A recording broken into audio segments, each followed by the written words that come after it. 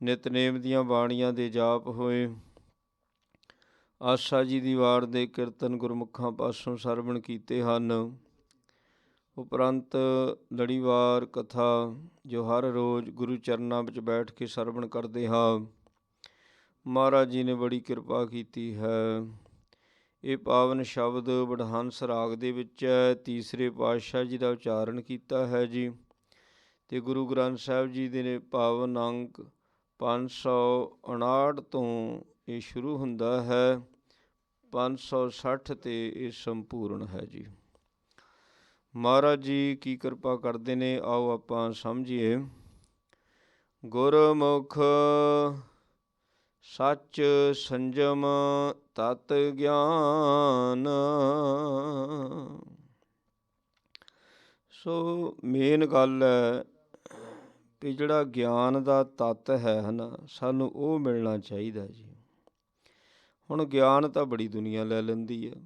ਬੜੇ ਬੜੇ ਗਿਆਨੀ ਬੈਠੇ ਨੇ, ਬੜੇ ਬੜੇ ਵਿਦਵਾਨ ਨੇ, ਗੁਰਬਾਣੀ ਦਾ ਗਿਆਨ ਪ੍ਰਾਪਤ ਕਰ ਲੈਂਦੇ ਨੇ।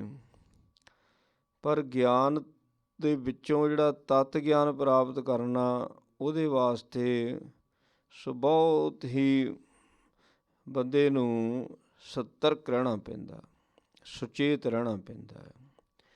ਸੁਚੇਤ ਹੀ ਗਿਆਨ ਦੇ ਵਿੱਚੋਂ ਤੱਤ ਗਿਆਨ ਪ੍ਰਾਪਤ ਕਰ ਸਕਦਾ ਹੈ।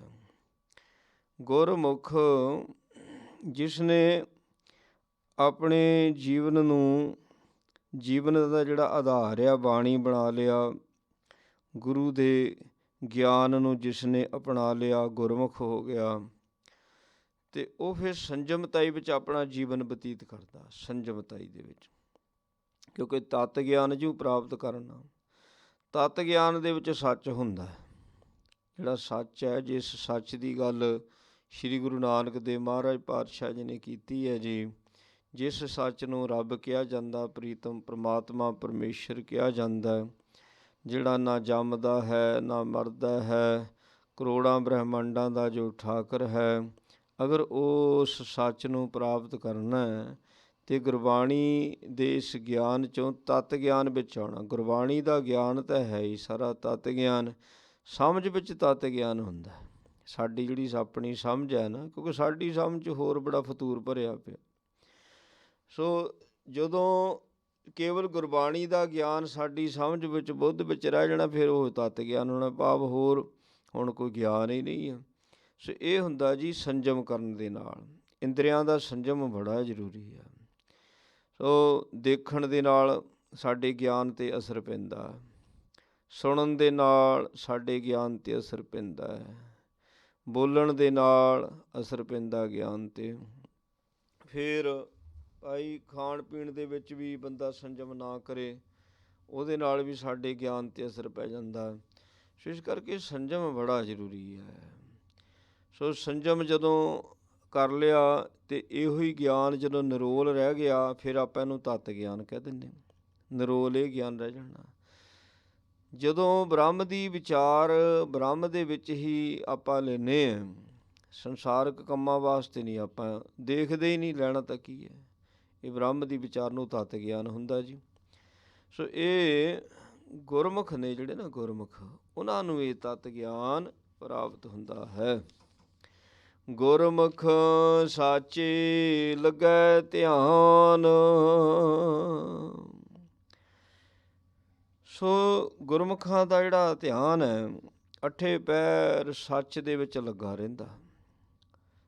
ਅੱਠੇ ਪੈਰ, ਚਾਹੇ ਉਹ ਕੋਈ ਕੰਮ ਕਾਰ ਕਰਦੇ ਨੇ, ਖਾਂਦੇ ਪੀਂਦੇ ਨੇ, ਬਚਨ ਵਿਲਾਸ ਭਾਵੇਂ ਜਿੰਨਾ ਮਰਜ਼ੀ ਕਰਨ, ਜਿਹਦੇ ਨਾਲ ਮਰਜ਼ੀ ਗੱਲਾਂ ਬਾਤਾਂ ਕਰਨ ਜੀ, ਧਿਆਨ ਨਹੀਂ ਉਹਨਾਂ ਦਾ ਪੱਟ ਹੁੰਦਾ ਜੀ।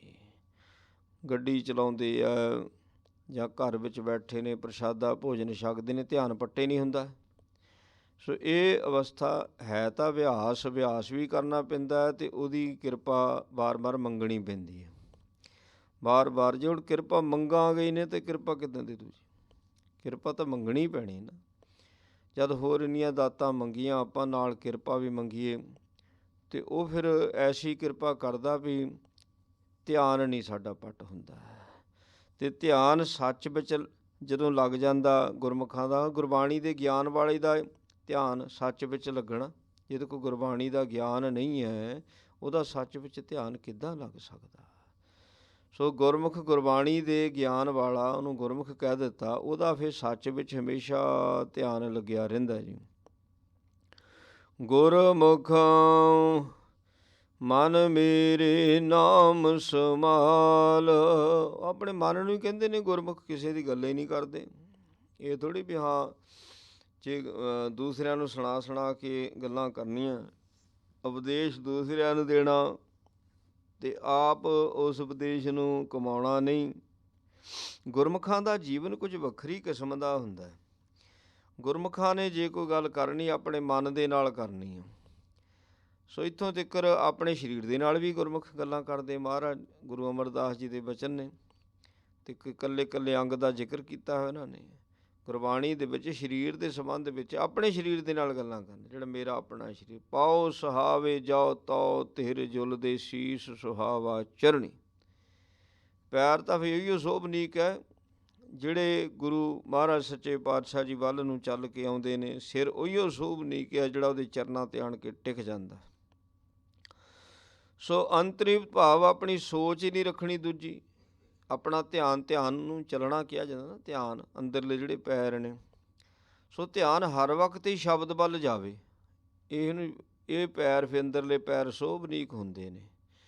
ਅਤੇ ਸਿਰ ਜਿਹੜਾ ਆ ਅੰਦਰਲਾ, ਉਹ ਗੁਰੂ ਦੇ ਚਰਨਾਂ 'ਤੇ ਧਰਿਆ ਰਹੇ, ਭਾਵ ਹੁਕਮ ਨੂੰ ਮੰਨੇ, ਉਹਨੂੰ ਸੱਤ ਕਰਕੇ ਜਾਣੇ। ਬਿਲਕੁਲ ਸਹੀ ਹੈ ਜੀ ਜੋ ਤੁਸੀਂ ਕਹਿੰਦੇ ਆ। ਬਸ ਸਿਰ ਰੱਖ ਦਿੱਤਾ, ਸਿਰ ਚੱਕੇ ਨਹੀਂ ਹੁੰਦਾ। ਇੱਕ ਇੱਕ ਬਚਨ ਜਿਹੜਾ ਗੁਰੂ ਦਾ ਮੰਨਦਾ, ਉਹਦਾ ਸਿਰ ਨਹੀਂ ਚੱਕ ਹੁੰਦਾ। ਗੁਰਮੁਖ ਦਾ ਸਿਰ ਨਹੀਂ ਜੀ ਕਦੇ ਚੱਕ ਹੁੰਦਾ। ਜਦੋਂ ਗੁਰਮੁਖ ਬਣ ਗਿਆ, ਗੁਰਬਾਣੀ ਦਾ ਗਿਆਨ ਪ੍ਰਾਪਤ ਹੋ ਗਿਆ, ਉਹਦਾ ਸਿਰ ਨਹੀਂ ਫਿਰ ਚੱਕ ਹੁੰਦਾ। ਸੋ ਸਿਰ ਕਿਹਦਾ ਚੱਕਿਆ ਮੰਨਿਆ ਗਿਆ? ਜਿਹੜਾ ਗੱਲ ਨੂੰ ਮੰਨਦਾ ਨਹੀਂ, ਉਹਨਾਂ ਦੇ ਸਿਰ ਚੱਕ ਹੁੰਦੇ ਨੇ। ਜਾਂ ਸ਼ੰਕਾ ਆ ਗਈ, ਕਿੰਤੂ ਪਰੰਤੂ ਕਰ ਲਿਆ, ਉਹਨਾਂ ਦੇ ਸਿਰ ਚੱਕ ਹੋ ਜਾਂਦੇ ਨੇ। ਪਰ ਗੁਰਮੁਖਾਂ ਨੇ ਜਦੋਂ ਇੱਕ ਵਾਰੀ ਸਿਰ ਰੱਖ ਦਿੱਤਾ, ਫੇਰ ਨਹੀਂ ਚੱਕ ਹੋਇਆ। ਗੱਲਾਂ ਕਰਦੇ ਨੇ ਮਨ ਦੇ ਨਾਲ ਹੀ। ਮਨ ਨੂੰ ਹੀ ਕਹਿ ਰਹੇ ਨੇ, ਮਨ ਮੇਰੇ ਤੂੰ ਨਾਮ ਦੀ ਸੰਭਾਲ ਕਰ, ਬਾਕੀ ਛੱਡ ਦੇ ਗੱਲਾਂ ਸਾਰੀਆਂ। ਜੋ ਕੁਝ ਵੀ ਤੂੰ ਸੰਭਾਲਣ ਦਾ ਯਤਨ ਕਰਦਾ, ਰਹਿਣ ਦੇ।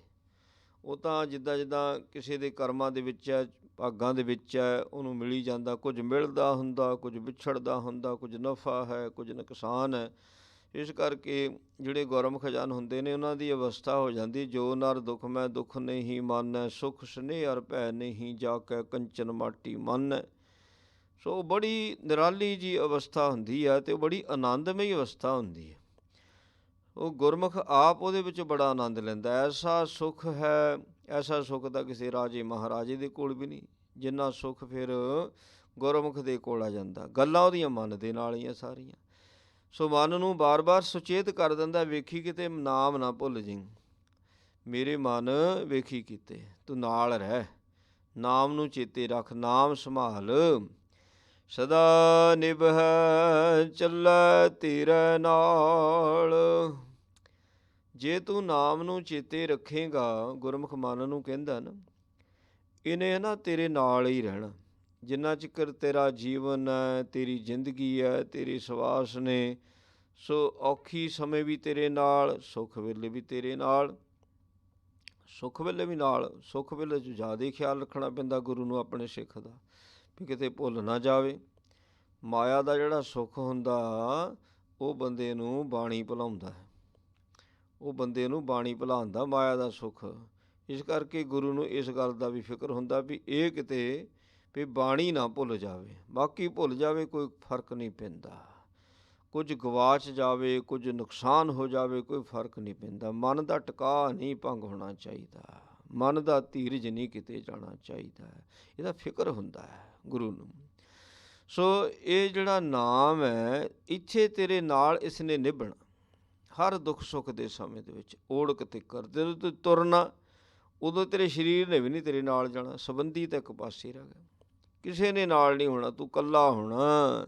ਅਤੇ ਨਾਮ ਨੂੰ ਮਿੱਤਰ ਬਣਾਇਆ, ਬਾਣੀ ਨੂੰ ਆਪਣਾ ਮਿੱਤਰ ਬਣਾ, ਬਾਣੀ ਨੇ ਤੇਰੇ ਨਾਲ ਤੁਰ ਪੈਣਾ, ਨਾਮ ਨੇ ਤੇਰੇ ਨਾਲ ਜਾਣਾ। ਇਸ ਕਰਕੇ ਇਹਨੂੰ ਪੱਕਾ ਮਿੱਤਰ ਜਾਣ ਕੇ, ਜਿੱਦਾਂ ਪੱਕਾ ਮਿੱਤਰ ਹੈ ਨਾ, ਸੱਚਾ ਮਿੱਤਰ, ਉੱਦਾਂ ਉਹਦੇ ਨਾਲ ਵਰਤਾਅ ਕਰ। ਰਹਾਓ। ਗੁਰਮੁਖ ਜਾਤ ਪਤ ਸੱਚ ਸੋਏ। ਗੁਰਮੁਖਾਂ ਦੀ ਜਾਤ ਵੀ ਹੁੰਦੀ ਕੋਈ। ਮਹਾਰਾਜ ਕਹਿੰਦੇ ਗੁਰਮੁਖਾਂ ਦੀ ਜਾਤ ਵੀ ਹੈ, ਗੁਰਮੁਖਾਂ ਦੀ ਇੱਜ਼ਤ ਵੀ ਹੁੰਦੀ ਹੈ। ਜਾਤ ਕੀ ਹੈ?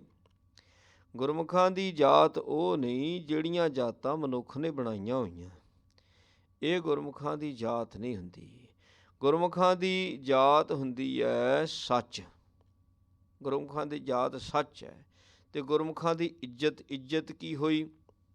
ਆਪਾਂ ਕਿਸੇ ਨੂੰ ਚਾਰ ਸ਼ਬਦ ਸੋਹਣੇ ਕਹਿ ਦਈਏ ਵੀ ਸ਼ਬਦਾਂ ਦੀ ਇੱਜ਼ਤ ਹੋ ਗਈ, ਸਨਮਾਨ ਕਰਦੇ ਨੂੰ ਸਰੋਪਾ ਦੇ ਦਈਏ, ਕੁਝ ਅਵਾਰਡ ਦੇ ਦਈਏ ਸਭਾ ਦੇ ਵਿੱਚ, ਅਤੇ ਉਹ ਸਨਮਾਨ ਕਰਦੇ ਨਾ ਵੀ ਇਸ ਅਵਾਰਡ ਦੇ ਨਾਲ ਕਿਹੜਾ ਨੂੰ ਸਨਮਾਨਿਤ ਕੀਤਾ ਗਿਆ।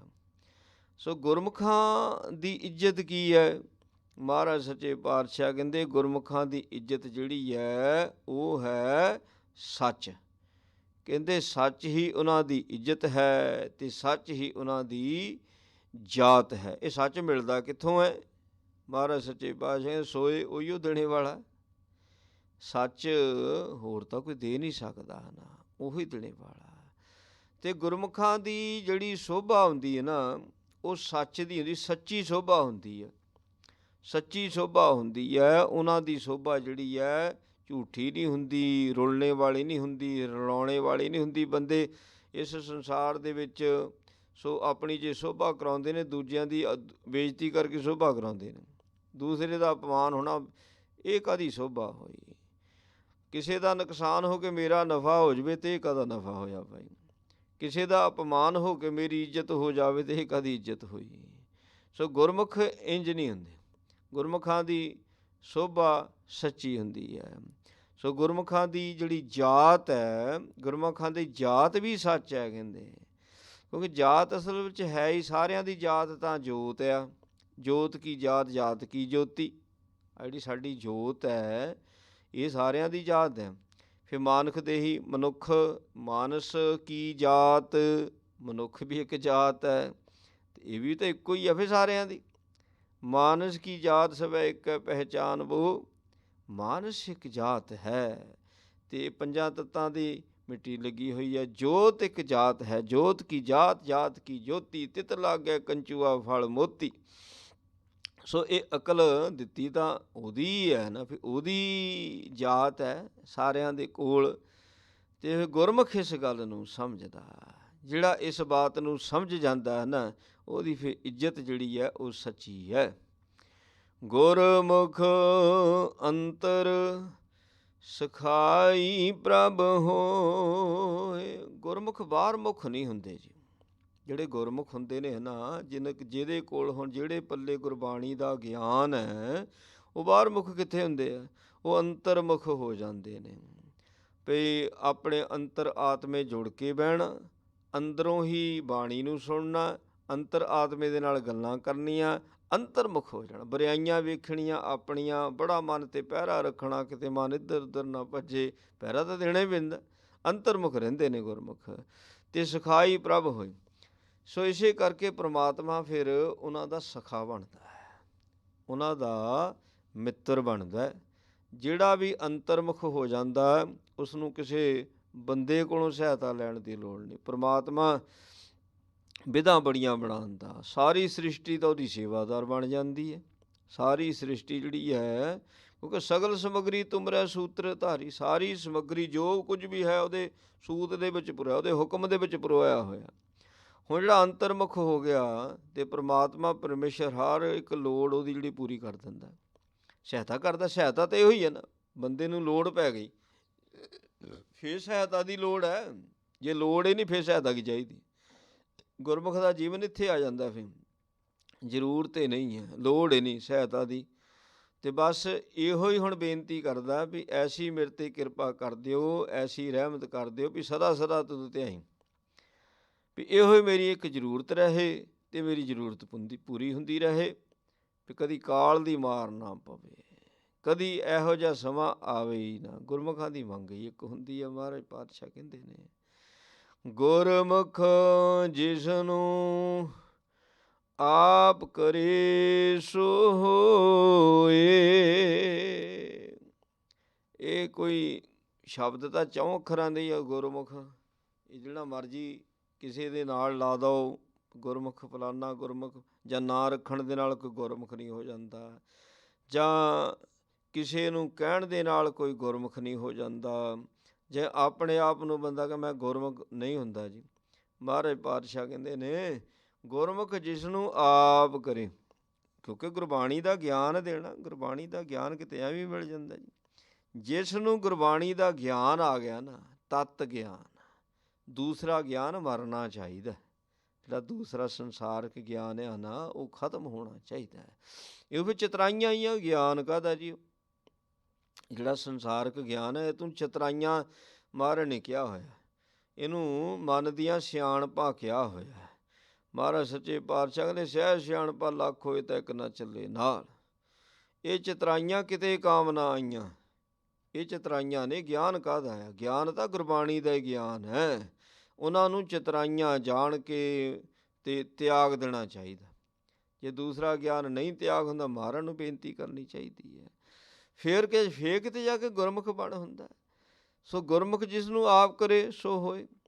ਜਿਹੜਾ ਸਾਰਾ ਦੂਸਰਾ ਸੰਸਾਰਕ ਗਿਆਨ ਛੱਡ ਦਿੰਦਾ, ਜਿਹਦੇ ਨਾਲ ਹਉਮੈ ਬਣਦੀ ਹੈ, ਜਿਸ ਗਿਆਨ ਨਾਲ ਹਉਮੈ ਬਣਦੀ, ਉਹ ਗਿਆਨ ਲੈਣਾ ਹੀ ਨਹੀਂ। ਜੇ ਹਉਮੈ ਬਣਦੀ ਹੈ ਤਾਂ ਇੱਥੇ ਤਾਂ ਗੁਰਮੁਖਾਂ ਦਾ ਫਿਰ ਜੀਵਨ ਹੋ ਜਾਂਦਾ। ਸੋ ਮਹਾਰਾਜ ਨੇ ਕਿਹਾ ਨਾ, ਪੜ੍ਹਿਆ ਅਨਪੜ੍ਹਿਆ ਪਰਮਗਤ ਪਾਵੈ। ਪੜ੍ਹਿਆ ਬੜਾ, ਪਰ ਸਭ ਕੁਝ ਪੜ੍ਹੇ ਹੋਏ ਨੂੰ ਜਦੋਂ ਅਨਪੜ੍ਹ ਵਿੱਚ ਲੈ ਆਉਂਦਾ ਨਾ, ਵੀ ਨਹੀਂ ਮੈਂ ਕੁਝ ਨਹੀਂ ਜਾਣਦਾ, ਹਾਂ ਆਪੋਂ ਬੋਲਣਾ ਜਾਣਦਾ, ਮੈਂ ਤਾਂ ਬੋਲਣਾ ਵੀ ਨਹੀਂ ਜਾਣਦਾ, ਮੈਂ ਤਾਂ ਐਡਾ ਮੂਰਖ ਹੈ, ਨੀਚ ਹੈ, ਜਾਣ ਹੈ, ਮੈਨੂੰ ਬੋਲਣ ਦੀ ਅਕਲ ਨਹੀਂ, ਮੈਨੂੰ ਪੜ੍ਹਨ ਦੀ ਅਕਲ ਨਹੀਂ, ਮੈਨੂੰ ਬਹਿਣ ਖਲੋਣ ਦੀ ਅਕਲ ਨਹੀਂ ਹੈਗੀ। ਸੋ ਇੱਥੇ ਤੀਕਰ ਜਦੋਂ ਬਣ ਜਾਂਦਾ, ਮਹਾਰਾਜ ਸੱਚੇ ਪਾਤਸ਼ਾਹ ਦੇ ਵੀ ਹੁਣ ਇਹਦੇ ਅੰਦਰ ਕੋਈ ਹੰਕਾਰ ਨਹੀਂ, ਗੁਰਮੁਖ ਬਣਾ ਦਿੰਦੇ। ਸੋ ਗੁਰਮੁਖ ਸੰਸਾਰ ਵਾਲੇ ਪਾਸੇ ਤੋਂ ਬਿਲਕੁਲ 0 ਲੈਵਲ 'ਤੇ ਆ ਗਿਆ, ਨਿਰੰਕਾਰ ਵਾਲੇ ਪਾਸੇ ਤੋਂ ਉਹਦੀ ਅਵਸਥਾ ਫਿਰ ਤਾਂ ਚੜ੍ਹਦੀ। ਫਿਰ ਜਿਹੜੇ ਗੁਰਮੁਖਾਂ ਦੀ ਪਛਾਣ ਕਰਨੇ ਵਾਲੇ ਹੁੰਦੇ ਨੇ, ਫਿਰ ਉਹ ਸੰਸਾਰ ਦੇ ਵਿੱਚ ਉਹਨਾਂ ਨੂੰ ਪ੍ਰਗਟ ਕਰਦੇ। ਗੁਰਮੁਖ ਥੋੜ੍ਹੀ ਚਾਹੁੰਦਾ ਮੈਨੂੰ ਪ੍ਰਗਟ ਕਰੋ, ਗੁਰਮੁਖ ਚਾਹੁੰਦਾ, ਗੁਰਮੁਖ ਨਹੀਂ ਚਾਹੁੰਦਾ ਮੈਨੂੰ ਪ੍ਰਗਟ ਕਰੋ। ਭਾਈ ਹੁਣ ਜਿਨ੍ਹਾਂ ਨੇ ਲਾਹਾ ਲੈਣਾ, ਜਿਨ੍ਹਾਂ ਨੂੰ ਹੁਣ ਕੁਝ ਮਿਲਣ ਲੱਗ ਪਿਆ, ਉਹ ਪ੍ਰਗਟ ਕਰਦੇ ਨੇ। ਸੋ ਇੰਝ ਮਹਾਰਾਜ ਪਾਤਸ਼ਾਹ ਕਹਿੰਦੇ ਨੇ, ਅੱਗੇ ਕਿਰਪਾ ਕਰਦੇ ਆਖਰੀ ਪਦਾ ਸ਼ਬਦ ਦਾ, ਗੁਰਮੁਖ ਸ਼ਬਦ ਸੱਚ ਕਰਨੀ ਸਾਰ, ਗੁਰਮੁਖ ਆਪ ਵਡਾਈ ਦੇਵੈ ਸੋਏ। ਸੋ ਪਾਰ ਬ੍ਰਹਮ ਪਰਮੇਸ਼ਰ ਗੁਰਮੁਖਾਂ ਨੂੰ ਆਪ ਵਡਿਆਈ ਦਿੰਦਾ, ਅਤੇ ਉਹਦੀ ਉਹ ਆਪਣੀ ਵਡਿਆਈ ਹੁੰਦੀ ਹੈ।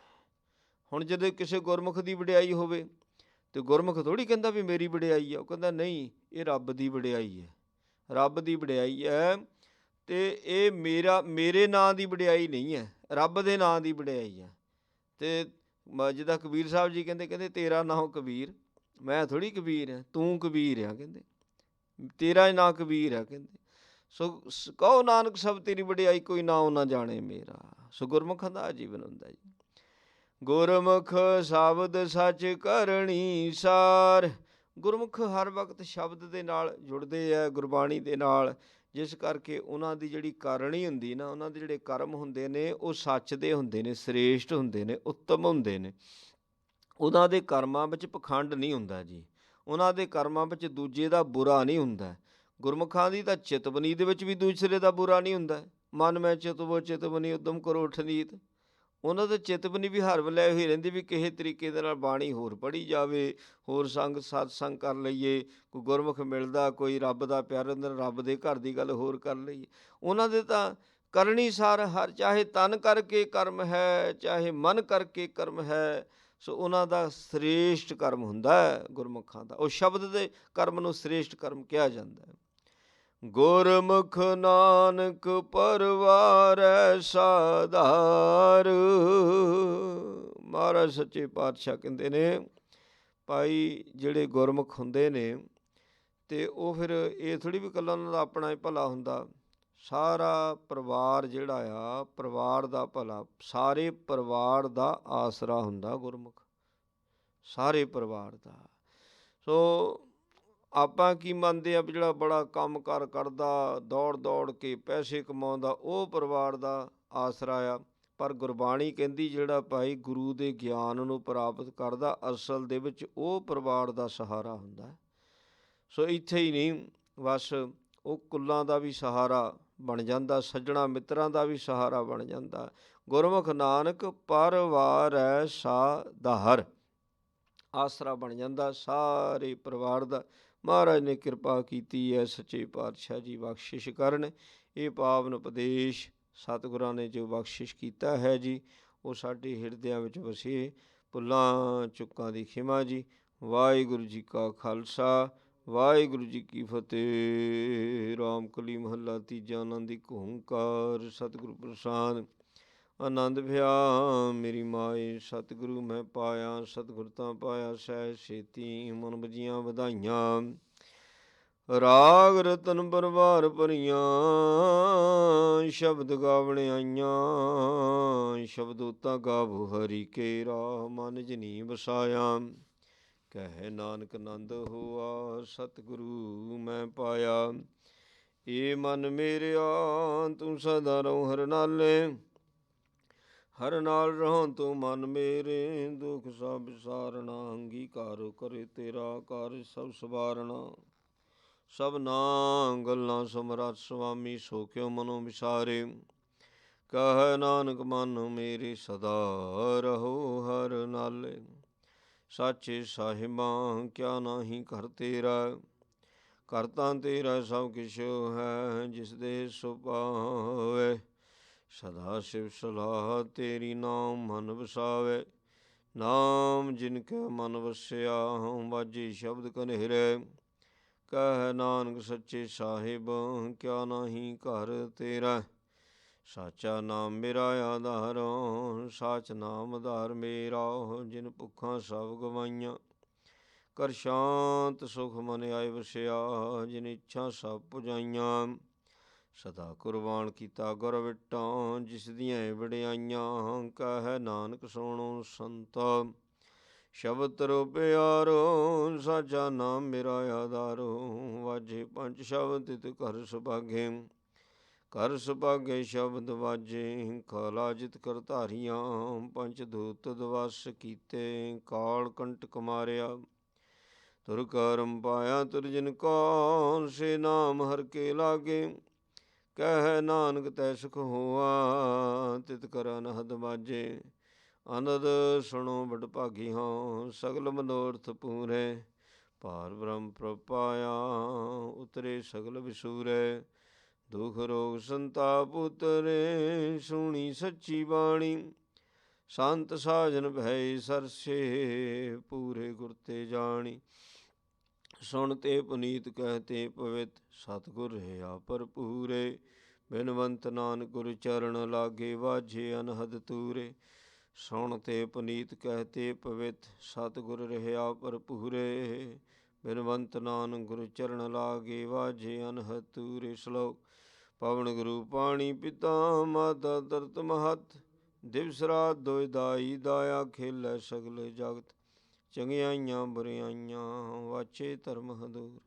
ਕਰਮੀ ਆਪੋ ਆਪਣੀ, ਕੇ ਨੇੜੇ ਕੇ ਦੂਰ।